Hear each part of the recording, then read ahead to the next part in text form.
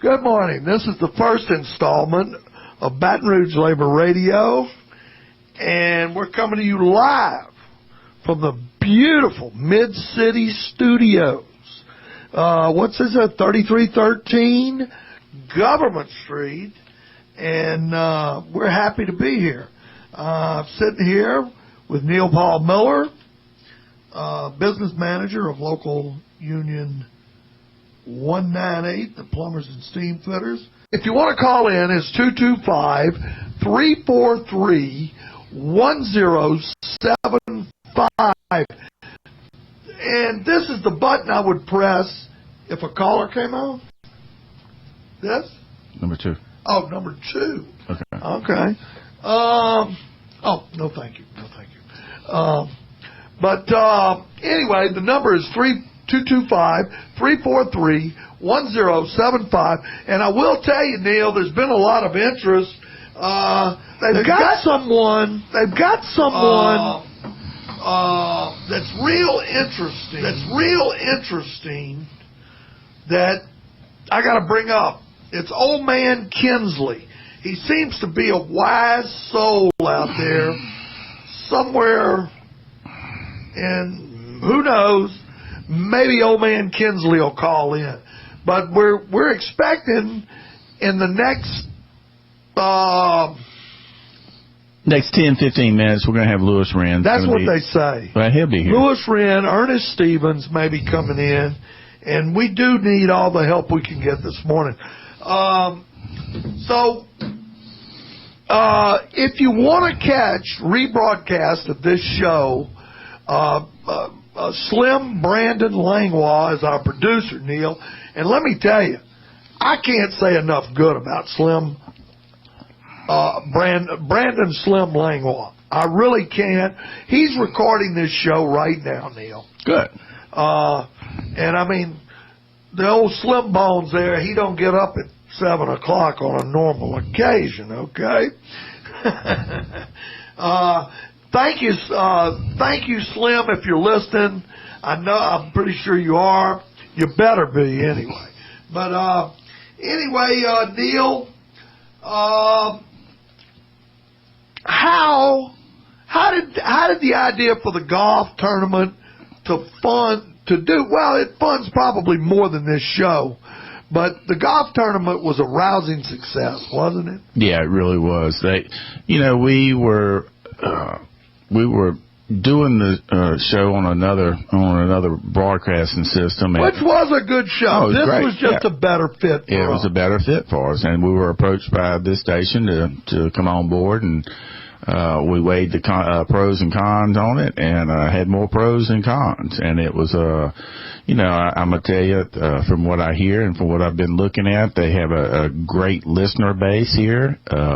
And we hope we bring something to the station. I think we will. I'm really confident about that. I mean, we are organized labor. We do believe in the working people. We hope to be here for a long time, and we hope to have a lot of involvement by the listeners, calling in. And the other show the other station, we did have a pretty good listener base, but we decided to move here, and I'm sure we're getting the word out on this new station, wtqt, and I look forward to it. I was excited about coming here this morning and to kick it off, and I'm sure Lewis Wren, like I said, he's on his way, and I know of one listener we have already, as always, my lovely wife, and I, hey Karen, good morning. And the fact checker. I'm glad she's listening. She supports me with everything I've ever done, Mike, and puts up with me. Yeah, couldn't ask for a better person. So good morning, Karen. Good morning, Karen. I thought she told me she was going to sleep late, but I don't think she could miss the first show. But anyhow, you want to get kicked off, Mike? What we're going to talk about this morning, or you want to just hash around a little bit until we get Lewis in? And and for the listeners, I mean, this show is going to be a little slow with us right now, but we're working out some kinks with it. We're working out the kinks for sure. And Mike, he kind of gets high strung with it, so y'all bear with us a little bit. I don't know what's going on here, man. We just lost what we had. Let's see. I don't know. Well, we lost it. But anyway, Louis Wren's supposed to come in. I don't know. It says it can't. Okay, sorry. Well, Mike, I saw in the paper yesterday. I think it's the first time that I've been looking at the paper, and I read the paper every day. I mean, every day. Did you see I think it was in Section B in the Metro part, page 2 of yesterday's paper. They had a big picture of, it was a career day at one of I think at the Votech or one of the different places. And it said apprenticeship, what was the caption on it? It said apprenticeship available. And it had a big picture of the Ironworkers Union. Did you see that? Oh, over on the airline? What? Yeah, the Ironworkers. I mean, they were at a career day. Oh. And it had can you believe that in the newspaper, it was talking good about organized labor. It had the Ironworkers, deal on there. I mean, it was, I think the word's starting to get out. Well, I found, I've got a lot of friends over at the Advocate. Mm-hmm. A lot of them leaving. Yeah. A lot of them's being forced out or leaving.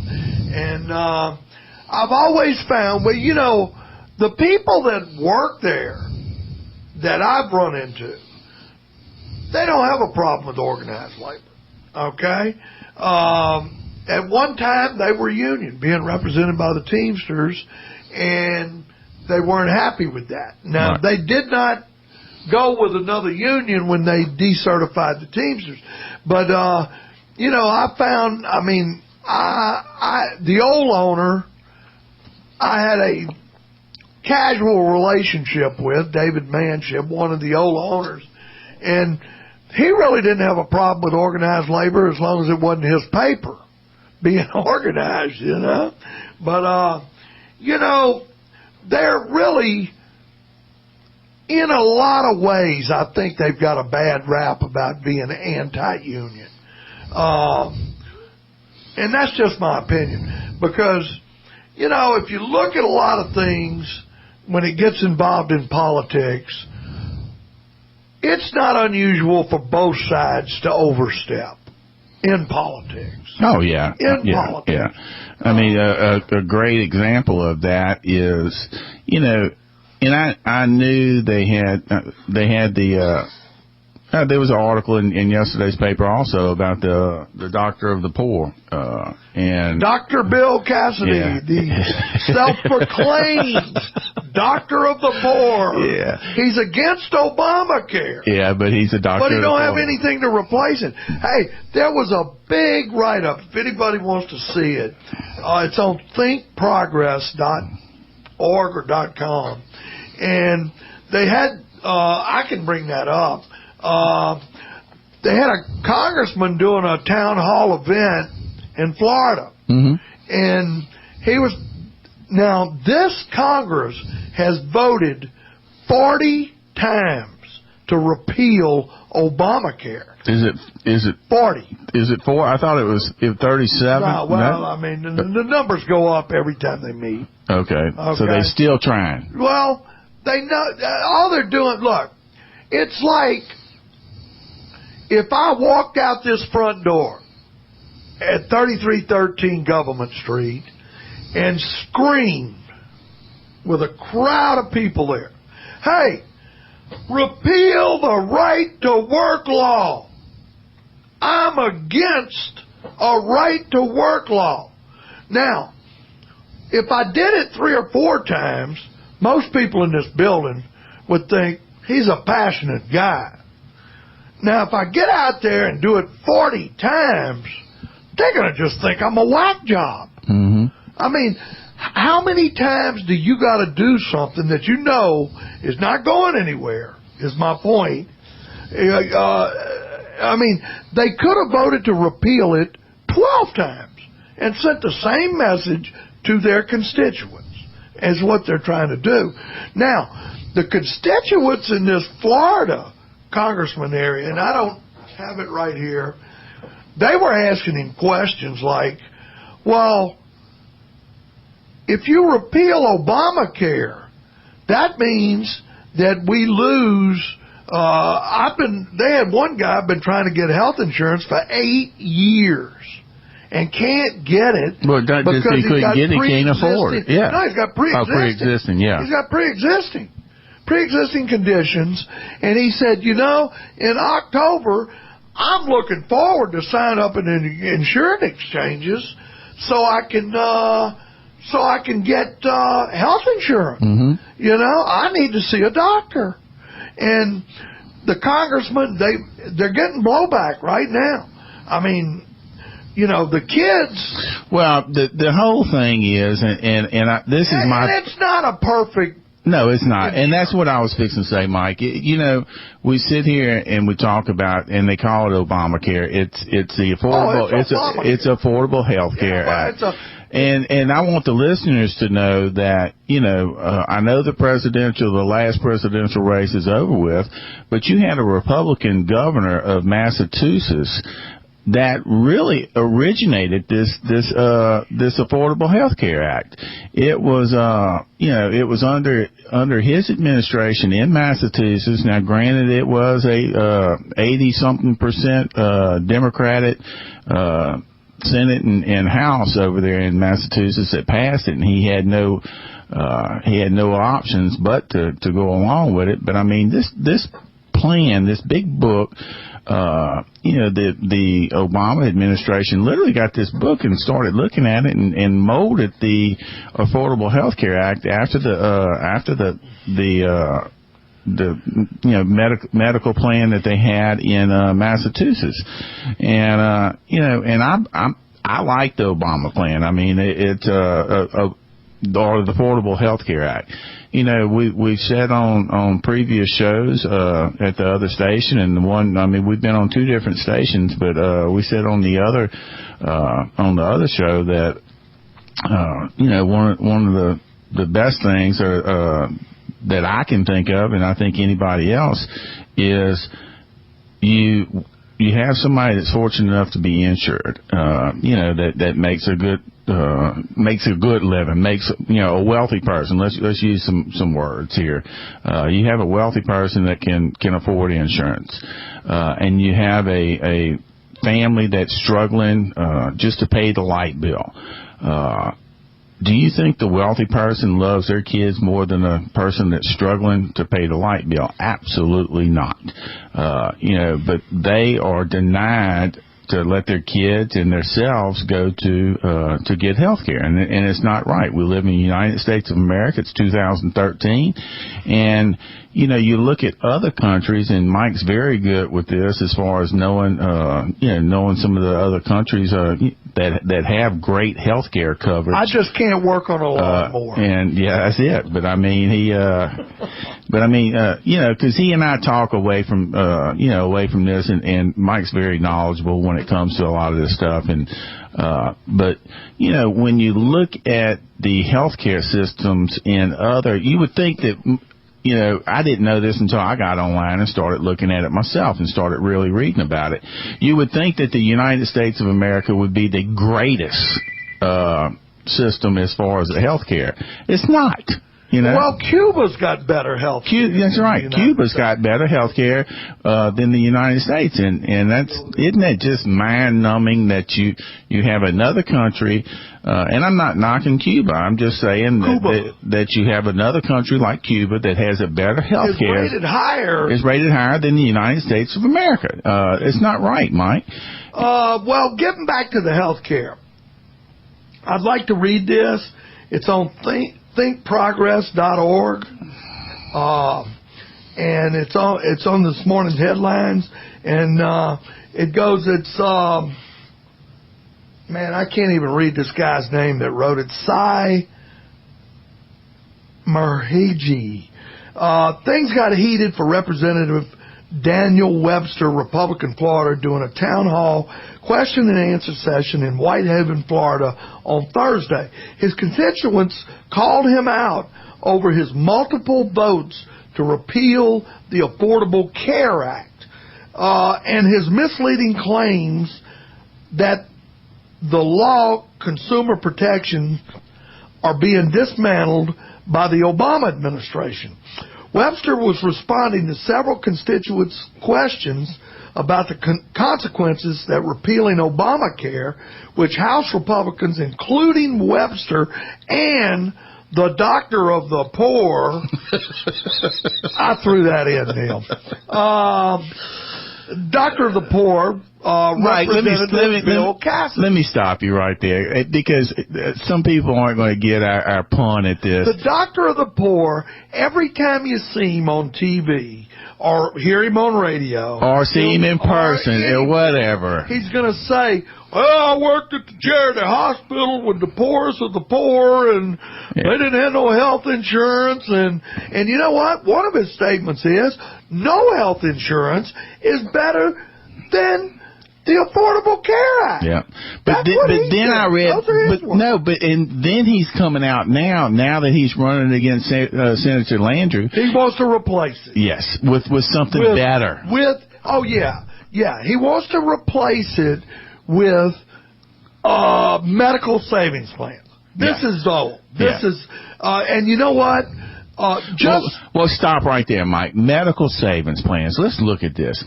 I just talked about somebody that can't afford their light bill. Right. How are they going to put money up to be able to? They've got a plan to take all the Medicaid money and put it into people's medical. All the Medicaid money still will not cover the people that really can't afford medical. But anyway, this guy. Getting back to this story, Webster was responding to several constituents' questions about consequences of repealing Obamacare. Okay? One questioner, what happens when Obamacare is repealed? What happens with people with pre-existing conditions that can't get health care? What happens to those of us who finally have access to health insurance for the first time in 9 or 10 years? What happens to us? And you want to make this local, I'll make this local. I'm quoting this one questioner in Florida. I'm a constituent. Right now, I can't get health care. I'm waiting for the insurance marketplace to open, and I'd like to know why we keep repealing Obamacare. The congressman defended his repeal. Trying to repeal it. Right. Well, they can't repeal it. Yeah. I mean, it's a dog and pony show. That's right. The congressman defended his repeal, and I'm sure the doctor of the poor uses his same line. Right. This is the talking points of the Republican Congress. And, you know, right now they're getting blowback from the moderate congressmen that are left over this. And they should. The congressman defended his repeal votes by saying the law would drive up Americans' health care costs by requiring insurers to cover people with pre-existing conditions. He then claimed that President Barack Obama himself thinks the signature law is unworkable. Now, where'd he get that? You know? Did President Obama call this guy on the phone and tell him that? Yeah. As evidence, Webster implied that the law's protections, such as the cap on consumers' annual out-of-pocket medical costs, were being dismantled by the Obama administration. That prompted an outcry from the audience. This is a well-informed audience, Neil, and we need people to be informed like they are. And you and the rest of the people, I mean, putting together this show, it kind of helps that. And it been erupted at one point where they had to call in security and ask to show respect to this guy. And a guy said, well, if he wants respect, tell him to stop lying. Stop lying. President of the AFL-CIO in Louisiana just walked in. In the house, Louis Wren. He looks like that guy on that does diners, drive-ins, and dives. He's got all the diners, coffees. drive-in, and dive. He's bringing in the hot coffee. Yeah. But you know, he got those wrap-around sunglasses too. I'm just trying to give you a visual here. All right. Good morning, Louis. Jackie, what is that? Number 2? Number 4. Number 4. Okay. I think you're on, Louis. Good morning. It's good to be with you. Nope, you're not on yet. That's number 5. This must be number 4. The one that's got 4 written on it. Mike, the listeners don't have to listen to that. We're good? Yeah, Kick it up. Kick it up. Good morning. I'm not getting it. Is it on? It's on. Okay. Let's try one more time. Good morning, Mike. Good morning, Neil. Louis. Good morning, Louis. I came down here, first of all, to see where you started off, who you were calling Goofy. Now, you want to talk about a visual, we're going to put your picture out there and see who they call Goofy. I didn't call anybody Goofy. We're talking about the doctor of the poor. Yeah. The self-proclaimed doctor of the poor. You started out this morning talking about a bunch of goofy people wearing funny hats running around on a golf course. Oh, yeah. Well, Goofy's here. I know. What do you do? Were y'all wearing those little short pants and white shoes or what? Yeah, well, we're going to put your picture out there on the billboard, and we'll see who they're going to call Goofy. I got a couple of Red Fox jokes about chasing them balls around a golf course. One of the other things you talked about, and I don't think you highlighted, you kept talking about the number of times that they have voted to repeal the Affordable Care Act. 40 times. Not to be confused with 40 acres and a mule. I don't believe that there was one Democrat who voted in any of those 40 times for that repeal. It's a strictly partisan deal. It is. Which is really frustrating. You know, I have a saying. They ought to run one time, and then they ought to serve until the next election. It's a shame that we have a Congress now that's more worried about using their position to run for re-election than they are governing the country and representing the people who sent them there. That's the real tragedy. And I want you to know, I know Bill Cassidy, and he's a nice guy. Yeah, I met the man one time. Personal guy. I worked with him when he was in the legislature. He was a very staunch defender of public health at one time. Somewhere in there, he's kind of changed his attitude towards providing health care for people. He's a politician. He wants to get elected. To get a vote, yeah. You talked about Mitt Romney and his health care. One thing I want to point out, one of the big deals that brought that forward was the corporate America who didn't want to pay their share. Right. And told their employees, we're going to furnish you health insurance. Go down and sign up at the charity hospital system. That was what Walmart used in Massachusetts to provide health care. And they said, oh, well, we just won't pay. We'll let the taxpayers pay. And that's why they came up with a plan that says, look, let's just get everybody in. Let's everybody pay their share. There was some kind of fee associated with those huge corporations who said, you're going to put your employees' health care on the taxpayers' toll, that you're going to pay part of it. The Massachusetts plan was much tougher on businesses than the Affordable Care Act is. No, a whole lot worse.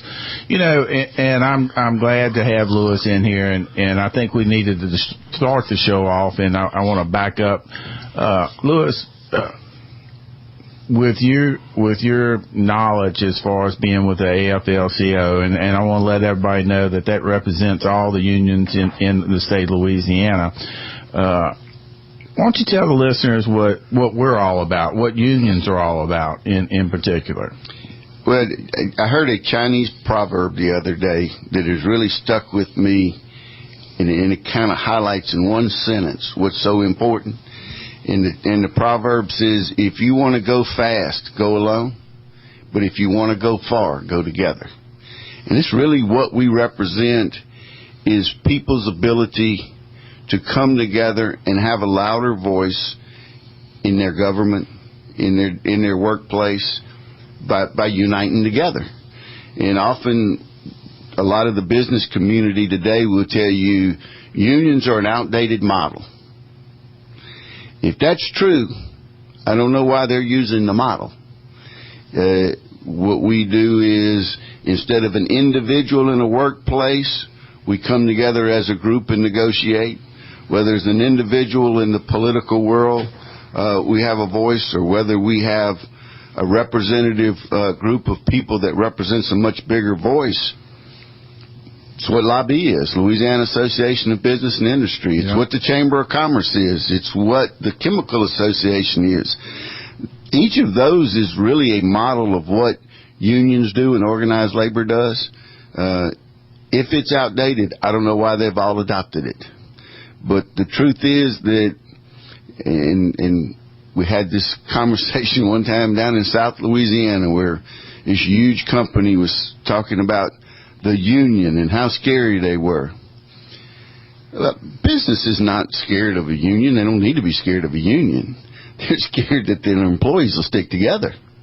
If I've got 10 welders and I can pick at one and cut their wages and convince the other 9, don't worry, I'm just going after that one, and I can put a few extra dollars out of his pocket into my pocket. But if I got 10 welders who said, look, this is what we're going to do, we all want the same working conditions, you know, we're going to stick together. We're doing the same wells. We have to pass the same well test. That we ought to be making the same money. And so that's really what we do. We've been very successful over the years in doing even a more detailed campaign of simply educating the members of the union about which politicians are voting which way, and whether they're voting in the best interest of working people or whether they're representing other groups of folks. Well, and Lewis, I'm not going to, because you don't have it in front of you, and I'm seeing that you're drinking your first cup of coffee there. You know, I know that you represent a lot of different unions here in Louisiana. You know, and I'm gonna throw some out there from the civil service employees. Am I correct about this? Correct. We have public employees and private employees. We have everything from school teachers, firemen, policemen, city workers, state workers, to steel workers who work in the plants, to the building trades with the electricians and the carpenters and the pipe fitters and the plumbers. And you're going to miss a few on that because there's 17 different. Oh, you got boilermakers and iron workers, and painters, insulators, and you know, and at one time, you know, Lewis was, Lewis was in the field. He worked in the field, and he was with the carpenters local, and then he's with the sheet metal, right? Correct. And you know. I want the listeners to also know that, you know, we have an apprenticeship, and you were talking about the way that lobby and everybody's been copying what we did as far as organized labor goes. They started 30 years ago trying to copy our apprenticeship plan, and it's not working. I mean, we've got one of the best training centers, and I'm talking about not just the plumbers and pipe fitters, but I'm talking about we're getting in the construction trades right now, and talking about the building and trades who Mike and I represent. And if you look at their apprenticeship schools, they're the best in the land, best of the best. I think the main reason is we come with a holistic approach. Our training models use a labor and a management board where both sides come together and recognize. I always give credit to the employers we deal with. Unlike any other place in the commercial world, they realize that if we train a group of people and we train them well, that there is people for them to draw from. And particularly in the construction industry where work goes up and goes down, they'll go, okay, If we train enough pipe fitters, then all of the contractors you deal with will have them available. The other models tend to not do that. They want to train for one company, one employer, and they don't care about the rest of the employers. The other deal that's unique is we have an interest in the employee because that's who we represent. So we're concerned about teaching them well-rounded skills that make them a journeyman, that give them the ability to react to changing technology and to learn it. And we want them to be in a place where they have those portable skills that they can work for a lifetime, and that they're not stuck with one employer.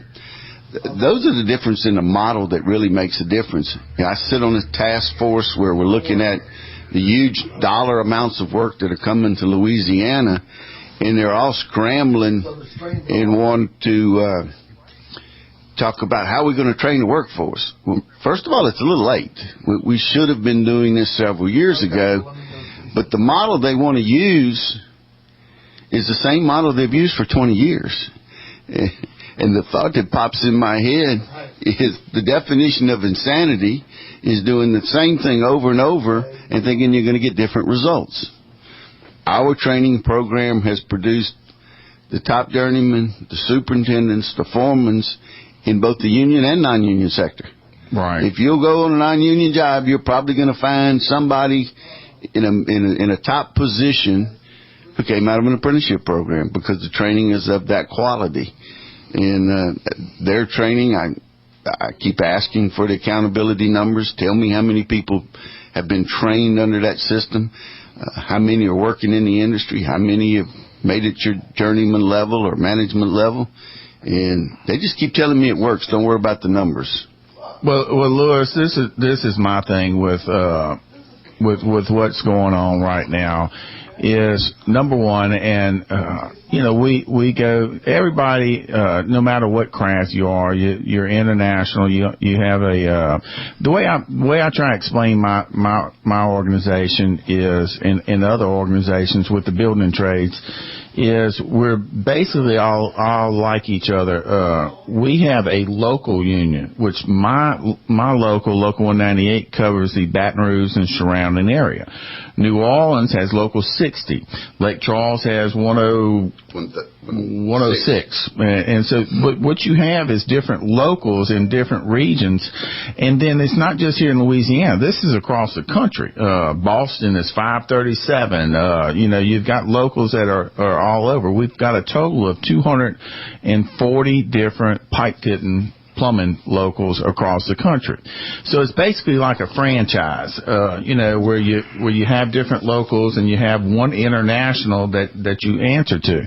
And the international, like with our group, we spend over $200 million on training alone. Over $200 million. We have our own curriculum. We have our own books. We produce all this. And Neil, let me stop you, because one of the things that we have is nationally recognized credentials. Yes. What most people don't realize is the training you get in Baton Rouge, Louisiana, is the same training you're going to get in Houston, Texas, or Denver, Colorado. Same exact. Or California. And that when you walk in to any place in this country and you say, here's the apprenticeship program I came out of, they're not going to ask you to take another test, prove what you can do, start at the bottom wages. You've got the training. And even if an apprentice leaves, in their second year, they can leave Baton Rouge and go to any other local union across the country. They're going to go back into the same place they left Baton Rouge, and they'll go back into their training, and it's a uniform training across the country. We've looked at numbers in studying this workforce shortage. About 2/3 of all of the trained building trades workforce in this country comes from the Southeast United States, from Florida to Louisiana and up Texas and Georgia. Well, we train the construction workers for the whole country. Well, what they don't understand about right the shortage, though, is you're talking about, and I want the people to understand what we're talking about right there, because that is what we really need to stress to these, not just to the listeners, but to not in our membership, but everybody else. did you hear what you just said? Shortage. And I was fixing to say, we go on these different I personally have been to a couple of different meetings, and when you open the newspaper up and you look at the amount of work that's fixing to happen along this Gulf Coast, it is mind-numbing how many construction jobs that we're going to be needing. Now, when you look at that, if we get together, and I'm talking about the public, we get the ones that aren't skilled, we get them in our apprenticeship program, and we teach them where we can get them on these jobs. Lewis, there's projected work for the next 10 years, and there's going to be a major manpower shortage. Well, the other side of the coin is, they're going to want to pay as least amount as they can to get these jobs done. And they're already looking at the H-2B visas to bring that. They're changing it where they can bring in foreign workers to come in here and do the work. We have the people right here.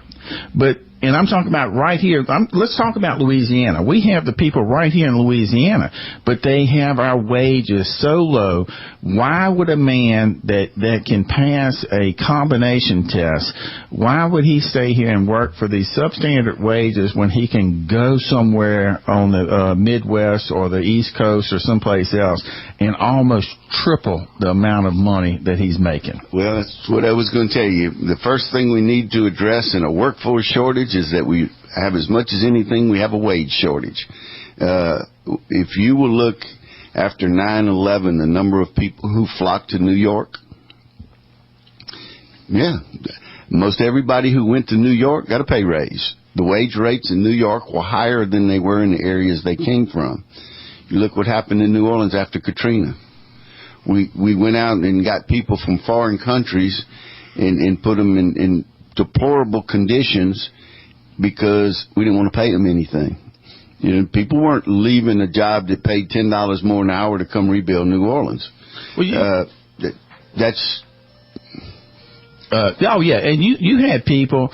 You had people that were coming in here and they were here illegal, and they had this dream that they were going to go down there and make a lot of money. And Lewis, you had people that were down there working. I know of some people that live in New Orleans, and you had people going in there. They wasn't even supplying them with those little dust masks, and after working there for 2 or 3 weeks in these houses, tearing all this stuff down and the dust, mold and all that, they're having to go to the respirators and go to the hospital and get treatment because they're having problems. Big E's in the house. I'm gonna let Big E have this seat right here, Mike, and I'm gonna move over here. Okay. Neil, we had begun a conversation with what unions do, and this is a prime example: the H-2B visas. There's a process, and as I've had this conversation before, I don't know that we technically object to H-2B visas if used correctly. Under the law, there's supposed to be a documented need. If you're going to ask for an H-2B visa for a foreign worker to come to the country, you're supposed to advertise the job and make sure that nobody in the local community is there to fill that job first. Then you're supposed to do a competitive wage rate and determine that whatever that job is worth, that's what you pay the worker who comes in, so that you're not undercutting the wages of the local community. And then they're supposed to come in for a specific job at a specific location, and when that job's over, they're supposed to leave the country. Well, the problem is they don't follow the rules. Yes. But here's one of the things that organized labor can do. We know what the law is. We know what the procedure's supposed to do, and we're going to monitor this. If X, Y, and Z company is asking for 100 H-2B visas for a specific craft or job, we're gonna look and see you're not displacing American workers to fill those jobs, that you're doing your wage survey, and that if those jobs really exist and you don't have the people to do them, that the people who come to this country are going to be paid a fair wage. that they're there for that specific job and that they're not going off and you're transferring them to other jobs that you're legally not allowed to do. But these are the kind of things that, because of the network of organized labor, that we have the people to know what the law is and to monitor the law and to try and make the people stay within those, so that we don't cost our own citizens their job by bringing in people who work for a lower wage because they basically held hostage. Well, Louis, I want to stop you right there, because we had a celebrity just walked in and nobody introduced him. I know everybody. Nobody had time. I know they heard me say Big E's in the house, but Ernest is used to me talking, and nobody had time. Good morning, Ernest. Good morning, gentlemen. Mike. That's goofy. What you been doing, Ernest? Where you been working, man? What you been doing? Mike, actually, I haven't been doing a whole lot this week. I've been a little bit down, but we're rebounding. You're going to spring back, buddy. Now, the argument is, and I know how ridiculous this sounds, you're bringing in people from other countries because you say you can't get qualified, I'm going to use welders, okay? And you're bringing in people from the Philippines. You're bringing in people from all over the world here. Because these contractors that are in the plants say they can't get qualified people. Now, if you talk about raising the minimum wage, or you talk about prevailing wages, the business community will say, hey, the market should rule on what people get paid and what it, and what it costs to live, and market deal. Now, absolutely. Now, I know how ridiculous that sounds after I just brought up them bringing people in from the third world to work here. You're manipulating the market when you do that. Absolutely. I'm fine with the market doing the supply and demand, the market dictating the wages. The problem is that they want to manipulate the market. They want the market to be what they want it to be. And they've got the power to do it. Let me tell you what else makes this unique. This is not all the company's money. Each one of these is getting a huge tax package. They're getting infrastructure, they're getting tax breaks. While they're asking the average worker to pay their taxes, the company's saying, don't make me pay mine, which has lost revenue to the state, and we have to foot the bill for the rest of it. Look, you want an even fair playing ground? That's what we want. If in anything in which there is a shortage, the price goes up. When there's not enough gasoline, the price goes up. When there's not enough bread, the price goes up. But it's funny, when there's not enough welders, they want to find a way to supplement the pool to make the price go down instead of paying the welder. I tell everybody, hey, you don't go down to the gas station and negotiate the price of gas. The gas is what it is. It's based on supply and demand. Why is it that you want to cut a working man or working lady's wages and artificially drive down the market? It used to be that businesses, and I want them profitable, I want them viable, I want companies to be successful. And the people we train them with the idea that when you go to work, you need to make the company that you work for money. But at the end of the day, don't get greedy. Make your profits. You bid it at a certain percentage. You're going to make money. We want you to make money. Just don't enhance your profits by sticking them in your hand in my pocket and taking part of my wages so that you can make 50 cents more, 25 cents more, $1 more per man hour, when I got to go out there and sweat every day, work every day. I'm the one who produces the profits for you. Just give me my little share of the wealth that I help you create. I want you to get rich. I want you to make money. I'm fine with all of that. I just don't want you taking my little piece of share that my sweat and my work make your profits. My favorite deal is about the guy at Exxon. Paid him $400 million to leave. I want to know where you sign up to get fired if you get $400 million. I never got that. When the guy got fired. Well, that's because you're goofy. The big deal is the guy who got the $400 million to leave. You gotta go. He never made 1 gallon of gasoline for Exxon. He never welded one pipe. He never welded a pipe. He never made a quart of oil. It's the people who work in that plant, who wear those long sleeve shirts in August, who have the sweat underneath that hard out, who make the shareholders and the management of Exxon's their profits. I'm fine with their profits. Just pay those people a fair share. Well, they're getting government subsidies, the oil companies anyway. They're getting corporate welfare every day. But here's my point before I forget it. People say the market value, let the market decide. Let the market decide, okay? Then they call in welders from the third world. They get welders in here from the third world through agencies, just like they did these school teachers that they overcharged. And you know what? All those teachers that they overcharged for these, for getting them here, these agencies that just, and they ripped their lungs out too, believe me. About 15 grand for a teacher to come over here had to pay to get here. Now, with that said, all of those teachers, because the unions backed them and tried to get their money back, they're eligible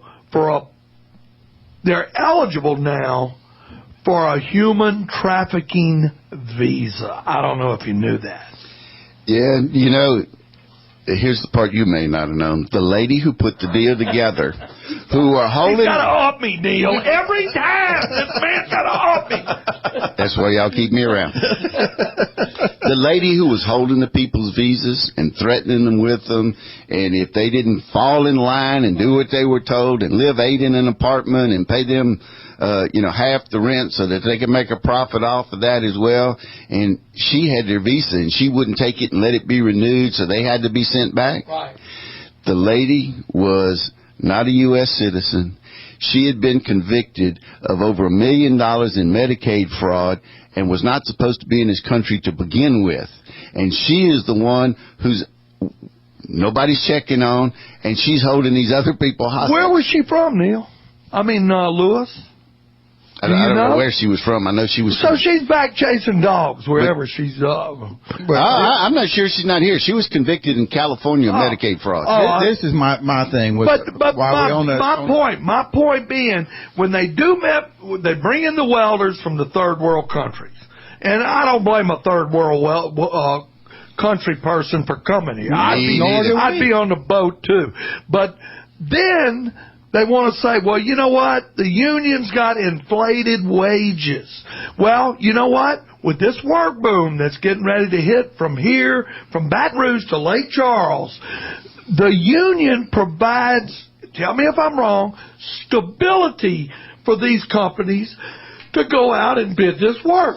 But, Mike, let's get rid of that myth to begin with.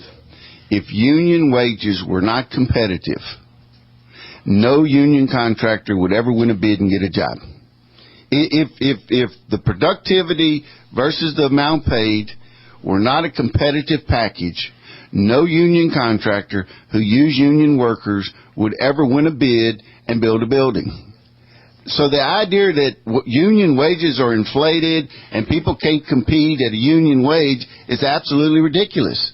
We've got union contractors in the city of Baton Rouge who bid work every day, and they get jobs every day. Right, right. And they're private jobs, they're public jobs, they work within the plants, they do commercial work, and they're making money. Right. So the wage packet is not, but that we ask for a decent wage for working men is not a prohibition to them being profitable. They don't want the works having a voice. That's where we were going to get to. And we are on wtqt 106.1 FM LP. That's Mike, give me the call-in number. I mean, we've got a call-in number. Is 225-343-1075. It's 225-343-1075.